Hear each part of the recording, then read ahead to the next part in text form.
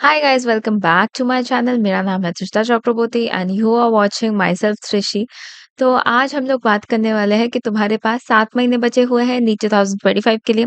पहली बात तो है कि मैं माफी चाहती हूँ for being so much inactive because I was very very busy with my counselling, with my college and एक होम सिक बच्चे से हॉस्टल वाला बच्चा बनने में थोड़ा-सा टाइम लगता है और भी कुछ चीज़ें चल रही थी जो मेरे लिए बिल्कुल भी ईज़ी नहीं थी। I was having a difficult time. So after a very difficult time, I'm a little relaxed and this is the Diwali time going on. So happy Diwali to everybody. So आज हम लोग discuss करने वाले हैं कि तुम्हारे पास apparently अभी के लिए 7 महीने बच रहे हैं नीट 2025 आने में। इन 7 महीने में कौन-सी ऐसी एडवाइस है जो हमें फॉलो करनी चाहिए अपैरेंटली, हम इसके बारे में आज पहले बात करेंगे। So these are the advices which are compiled from the seniors advices and ये मेरी भी एडवाइस है, सीनियर्स की भी एडवाइस है, मिक्स्ड एडवाइस है। पर इस एडवाइस के बाद तुम्हें एक्चुअली कुछ चाहिए नहीं। This is enough advice that if you follow, if you checklist all the advices, then हाँ, तुम्हारी प्रोडक्टिविटी सही रहेगी, तुम्हारी सिलेबस भी टाइम पे कंप्लीट हो जाएगी। ठीक। So first is try to decrease your screen time. Please यार, अपना स्क्रीन टाइम डिक्रीज करने की कोशिश करो। After NEET examination I use to have the screen time of 17 hours. Can you imagine? 24 hours के अंदर I am into the phone in 17 hours. I am not even sleeping properly. मैं 17 hours phone चलाती थी। Can you imagine? मैं अभी सोचती हूँ तो मैं डर जाती हूँ। But when I came to the college, when I joined the hostel, and when I started staying in the hostel, so my screen time somehow turned 2 hours 30 minutes, something like that. पूरे दिन का 2 hours 30 minutes. So why screen time is important? Because screen time is showing you how much time you're actually wasting. तुम कितना ज़्यादा time waste कर रही हो या वेस्ट कर रहे हो, ये सिर्फ तुम्हें स्क्रीन टाइम ही रियलाइज करवाएगा। सो please put a good screen time on your phone, on your laptop, on your tablet, whatever you are using, and please keep a check that तुम स्क्रीन टाइम कितना ले रहे हो अपना काम करने के लिए। उसके बाद है, do not avoid physics. Please, I made a mistake in my class 11 that I avoided physics like hell and 12 में मुझे जाके इसका भारी भरकम I have to repay this thing. The mistake I have made, I have to repay this thing. So I don't want everybody to repay like me. So please don't avoid physics. अगर गंदा भी लग रहा है तो थोड़ा बहुत please book खोलना। ऐसा ना हो जाए कि तुमने 11 में बुक ही नहीं खोला एंड 12 में यू आर क्लूलेस कि 11 का तो सिलेबस खत्म ही नहीं हुआ, 12 का सिलेबस और बचा हुआ है। Because I took physics very seriously in class 12, but I really made a fun of physics in class 11. We shouldn't do like this, and I hope that you will not do like this. Try to be very accurate at biology. ये बोलने का एक ही reason है because biology is your favourite subject. तुम मानो या ना मानो, तुम बोलो या ना बोलो, हर एक नीट एस्पिरेंट को बायोलॉजी में वीकनेस आती है, उसके लिए कमजोरी है, उसके लिए प्यार है। इसीलिए तो वो इंसान एमबीबीएस में जाने का सोचता है ना? तो इसीलिए प्लीज अपनी बायोलॉजी में ज्यादा एक्यूरेट रहना ताकि तुम्हारी अपलिफ्टमेंट बायोलॉजी कर सके। ठीक है, केमिस्ट्री फिजिक्स वो तो अपलिफ्टमेंट करना ही पड़ता है, पर बायोलॉजी तुम्हारी अपलिफ्टमेंट कर सके, इस चीज को मेक श्योर करो। ठीक है। Don't avoid inorganic chemistry. I don't know, I have seen a very, very big problem. Many of the students are skipping P block and going for the exam. I don't know, this is not correct, I think. D and F block अगर तुम कर सक रहे हो तो P block करने में क्या प्रॉब्लम है?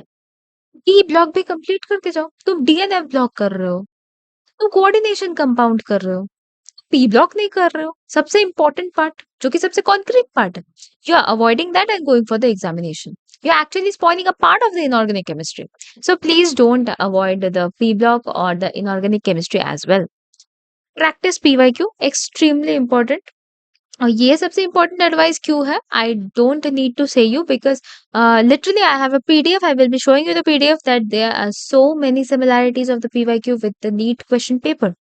So PYQ is just the replica of the question paper, what is going to come or what are the types of the questions are going to come. So you have to be very much relevant with your PYQs. Mock test देने का दो reasons होता है। एक होता है marks check करना, एक होता है टाइम लिमिट को चेक करना कि तुम टाइम टू टाइम सब कुछ अटेम्प्ट कर पा रहे हो कि नहीं। मेरे केस में क्या हुआ था, time limit was the problem. I left many of the questions, and उसमें भी मैंने कुछ गलत कर दिया and I screwed up a little with my marks. So mock test में I will always recommend you कि check the time limit also and also check your marks also.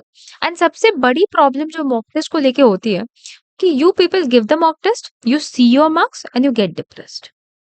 Yes, this is the actual truth. कोई marks को देख रहा है, वो depressed हो रहा है, वो घर जा रहा है, वो रो रहा है, वो डिप्रेस्ड हो रहा है, वो फोन चला रहा है, फिर से डिप्रेस्ड हो रहा है, and the cycle of the depression is going on. You are not trying to break the cycle of the depression, you are not trying to analyse. तुम एनालाइज ही नहीं कर रहे हो, तुम तो मॉक टेस्ट को भूत की तरह देख रहे हो, एक बार देख के भाग जा रहे हो। अगर एक बार तुम मॉक टेस्ट को एनालाइज करोगे तो तुम्हें बुरा फील होगा, पर इतना भी ज्यादा नहीं। The cycle of depression will at least break. You will understand that where the exactly the place where I have to give my efforts. I was doing the same thing. 11 के ending में I was doing the same thing. I was giving the exams. I was seeing my marks is not increasing. I was again going. I was again searching in the phone that how to make the marks, how to make the marks. I forgot that for making the marks, I need to analyze the paper. And that's the wrong thing. I was doing in 11. I was not doing in 12. मैंने 12 में analyse किया, मुझे दर्द हुआ, मुझे खराब लगा कि इतनी सिली मिस्टेक्स हुई, पर फिर भी एनालाइज किया। Put pressure on the high weightage always. क्या कहा मैंने? हाई वेटेज पे सबसे ज्यादा प्रेशर डालो। अगर तुम्हें नहीं पता कि हाई वेटेज टॉपिक्स क्या क्या है, आई बटन में तुम्हें इसका लिंक मिल जाएगा। ऑल्सो डिस्क्रिप्शन खोलो, तुम्हें हाई वेटेज टॉपिक्स का लिंक मिल जाएगा।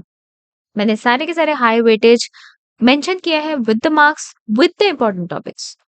तो वो वाला वीडियो अगर कोई मिस कर रहे हो तो तुम कुछ बड़ा मिस कर रहे हो, यानी कि तुम अपनी हार्ड वर्क को इजी वर्क में कन्वर्ट कर सकते थे, but if you are missing that video then you are missing many many many things. Okay, so please put pressure on the high weightage.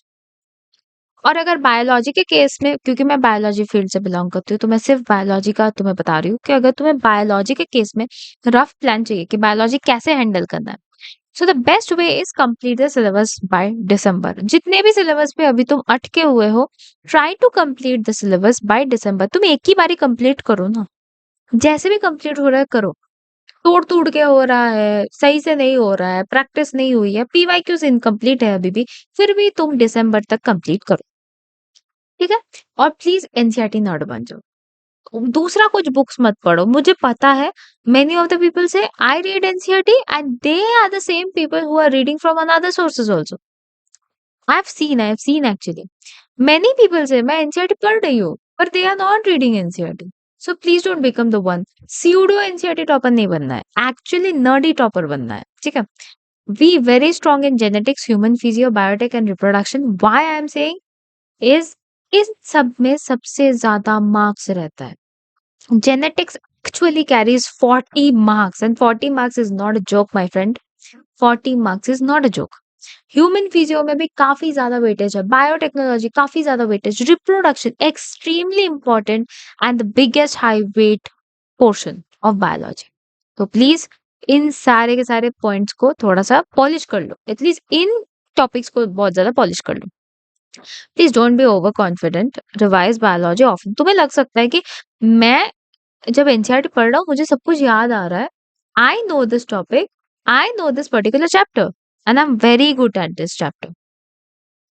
It's possible that you are very good at this chapter, but just leave it for 3 days and you will forget everything. No shame in saying I was also over confident in biology.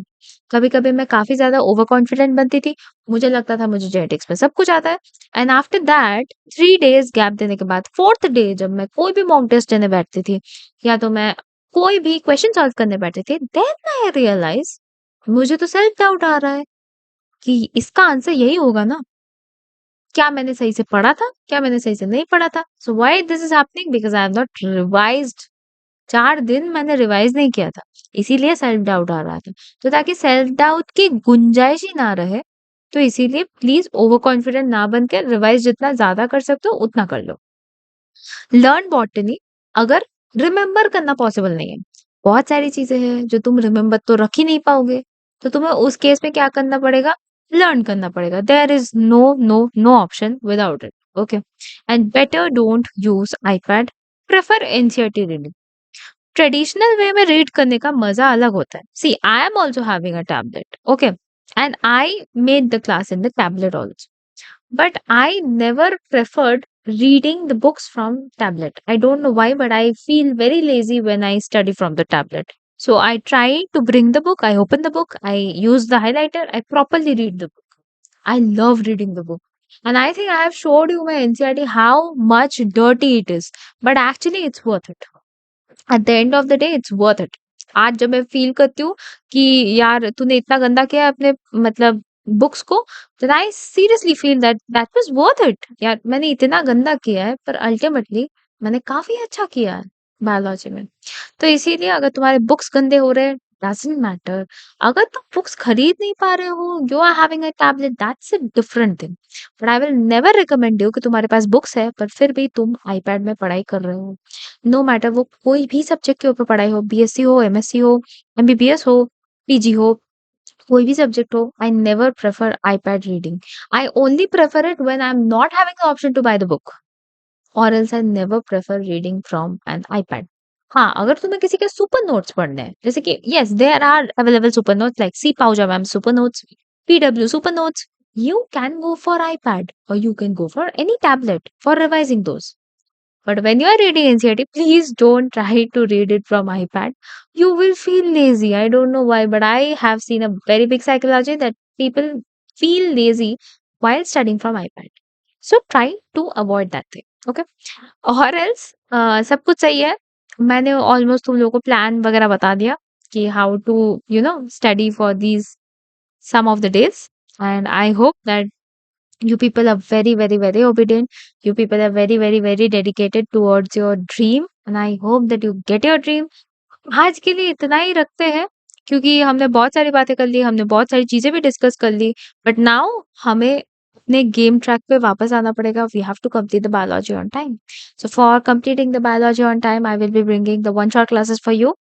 Please stay tuned. And yes I am very sorry, थोड़ा सा inactive approach अब मेरी side से मिल सकता है but not totally inactive.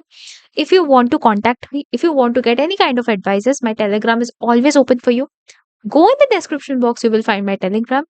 Text me there if you are having any kind of doubt. And तब तक के लिए bye bye.